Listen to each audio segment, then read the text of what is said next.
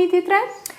Miti i tretë lidhet me konsumin e vezës. Veza në vitet 80, 90, 2000 maksimumi, lidheshe me shfaqjen e problemeve të zemrës, pra me pacientët me yndyrna të larta zakonisht gjithashtu shmangej. Dhe tani dim që është një super ushqim i pasur në holin, holin, po, është një element ushqyes shumë i rëndësishëm, madje është shumë i rëndësishëm për femrat shtatzane dhe për femrat përgjatë gjithëdhënies.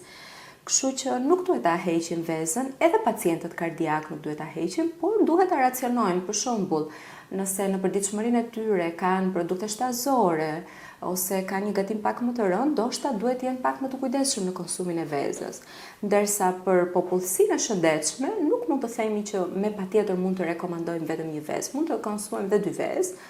Por nuk kemi studime shumë afatgjata për konsum me shumë të lartë të vezës, për shembull të dim që një person konsumon 5 vezë për disa vite dhe çfarë efekti kemi, nuk kemi studime të tilla. Po kuptoj balanca, që ka pra secili dhe ata që kanë probleme me yndyrnat, është mirë që ta bëjnë vetë, si thua, atë rregullimin dhe balancën e tyre. Po, balanca është shumë e rëndësishme, sepse nëse ne do të japim prioritet vetëm një ushqimi, atëherë ne do na shkalojmë gjithë gjërat e tjera që na ofron natyra dhe pa diskutim që është shumë e rëndësishme pjesa e balancës. Jo, i kisha edhe tek balanca e yndyrës për vezën, nëse pra ti nëse ke marr proteinë duke ngrënë pak më shumë mish gjatë javës, ti e ul atë javë numrin e vezëve. Nëse nuk e ke marrë, vazhdon e rregullon vet, Po, shumë e vërtetë.